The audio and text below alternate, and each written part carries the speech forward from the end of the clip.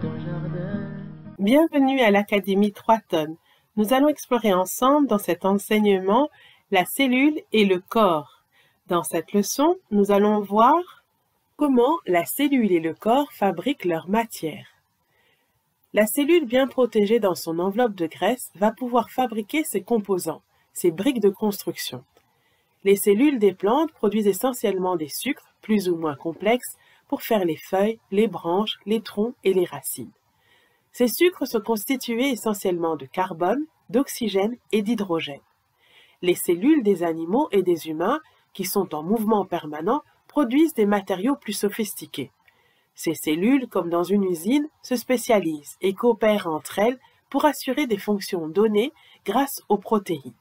Pour exemple, les cellules de la peau produisent la structure des cheveux, des poils et des ongles, qui sont des protéines. Les cellules de notre squelette fabriquent la structure des os et des cartilages, qui sont des protéines, et les cellules de nos muscles produisent des fibres, des ligaments et des enveloppes, qui sont aussi des protéines. Les protéines sont de très longues chaînes de matière organique. Ce sont des macromolécules, comme des grands colliers de perles formés de plus de 300 molécules. Ces colliers de perles s'entortillent comme des spaghettis et forment des gros amas colorés.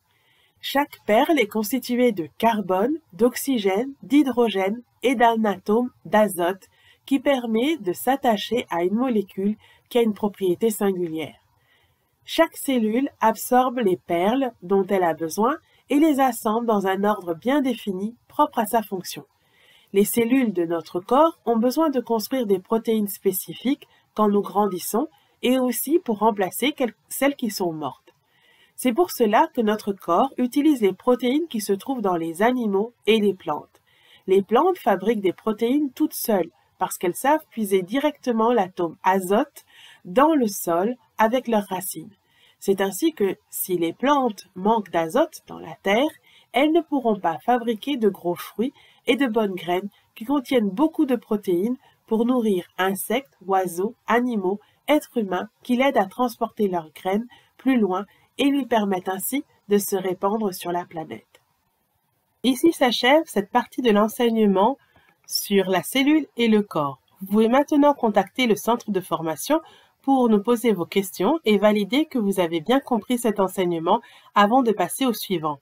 Vous pouvez bien sûr, avant, écouter l'enseignement autant de fois que vous le jugerez nécessaire. 3 tonnes du tout.